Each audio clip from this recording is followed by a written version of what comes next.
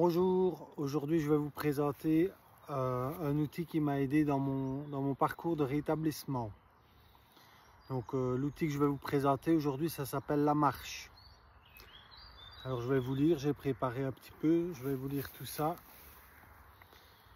Comme ma grand-mère m'a déjà dit à plusieurs reprises, la marche fait du bien pour la santé.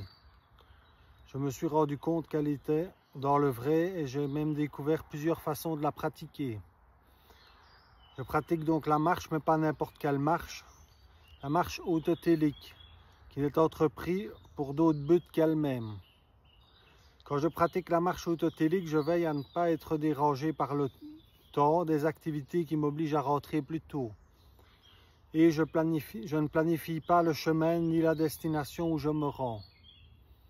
Cette marche autotélique permet de me retrouver et de me reconnecter avec moi-même dans un monde où l'on court constamment.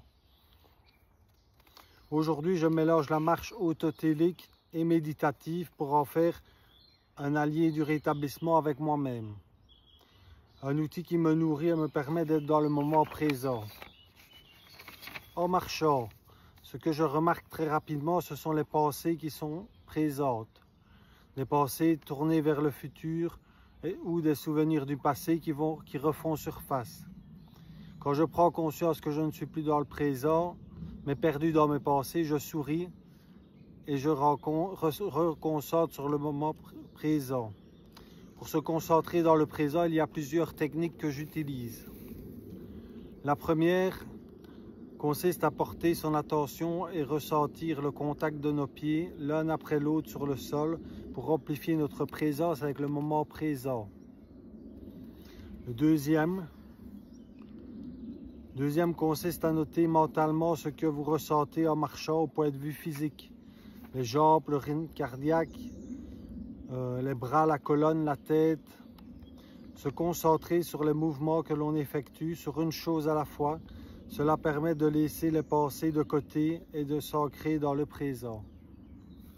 La troisième est de vous répéter cette phrase quelques fois durant la marche. Je suis dans l'ici et dans le maintenant.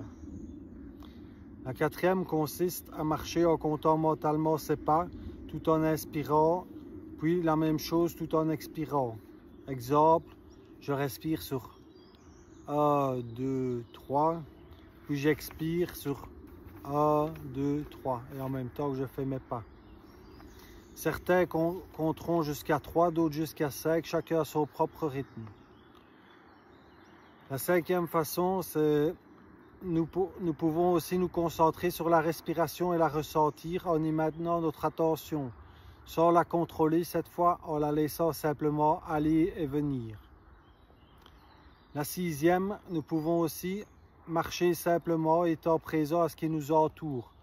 Utilisons nos sens, sentez les odeurs dans l'air que vous respirez en ce moment, prêtez attention au bruit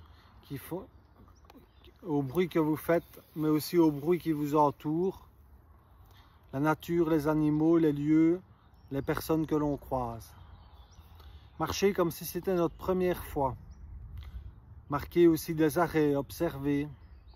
Par exemple, un arbre immobile et se réjouir de la vie qui coule en lui. Ou encore des dizaines d'oiseaux qui s'envolent en même temps lorsque l'on marche le long des arbustes. La septième est de ne plus bouger les yeux tout en avançant et de se rendre compte que la perspective change peu à peu. De nouvelles choses apparaissent, mais d'autres disparaissent de notre champ de vision. On prend conscience aussi que l'on marche, que l'on est dans le mouvement. La huitième technique, ça consiste à marcher et à dire dans sa tête en même temps que l'on fait l'action du pied droit et du pied gauche, je soulève, j'avance, je pose. Je soulève, j'avance, je pose. Notre rythme de la marche peut alors parfois être plus lent ou plus rapide par moment.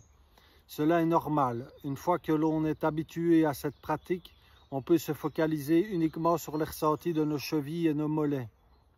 On porte son regard devant soi en évitant de regarder ses pieds.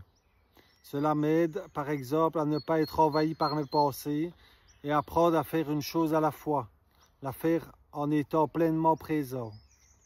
Marcher, ce n'est pas courir. Marcher, c'est prendre le temps de se rencontrer, de s'éveiller à ce qui nous entoure, mais aussi à ce que nous ressentons lors de la marche. Rien de plus naturel que la marche pour nous ancrer dans le présent et réapprendre à vivre en se donnant un peu d'espace dans une vie d'innombrables projets et obligations. À la fin de la marche, je ressens l'effort physique accompli et une fatigue saine. Mais aussi une phrase qui me vient en tête, cela fait du bien de prendre du temps pour soi. Mais encore un sentiment d'apaisement et de sérénité. Merci à vous d'avoir pris le temps de regarder ma vidéo jusqu'au bout. Merci.